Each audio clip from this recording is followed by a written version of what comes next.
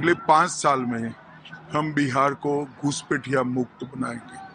विपक्ष के लिए ये वोट बैंक का मुद्दा है, हमारे लिए हमारी लोकतंत्र की सुरक्षा का, देश की सुरक्षा का मुद्दा है। मैं निश्चित रूप से सीमांचल की और बिहार की जनता को कहना चाहता हूं, अगले 5 साल में हम बिहार को घुसपैठिया मुक्त बनाएंगे। न केवल घुसपैठिए को निकाल बाहर करेंगे, इनके अवैध धंधे भी बंद कराएंगे और अवैध अतिक्रमण को भी हटाने का काम भारतीय जनता पार्टी और एनडीए की सरकार करेगी। सर, वोटर लिस्ट में जिनका नाम इनको डिपोर्ट किया जाएगा, निश्चित रूप से डिपोर्ट किया। तब वोटर लिस्ट में जिनका नाम नहीं आया था उन लोगों की पहचान तो एक तरह से हो ही गई है, उसके बाद भी आप लोग अभी और आइडेंटिफिकेशन करवाने के बाद कार्रवाई। चलिए क्या होगा वो यही चुनाव में नहीं बोला जाता है, परंतु हम घुसपैठिए को निकालेंगे। घुसपैठिए किस तरह का स्ट्रेस है? बिहार में टेस्ट केस SIR बन चुका है, अब बाकी राज्यों में भी इसी तरह होगा। जहाँ चुनाव आयोग ने घोषणा की है पूरे देश में SIR करने सर, विपक्ष कह रहा था ये NRC भी एक तरह से बैकडोर करवाया जा रहा है।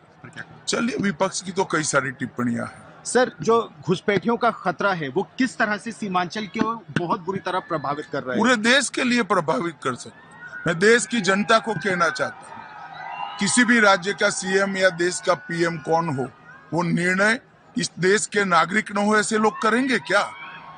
किस तरह से देश सुरक्षित रहेगा, किस तरह से हमारा लोकतंत्र सुरक्षित रहेगा? विपक्ष के लिए ये वोट बैंक का मुद्दा है, हमारे लिए हमारी लोकतंत्र की सुरक्षा का, देश की सुरक्षा का मुद्दा है।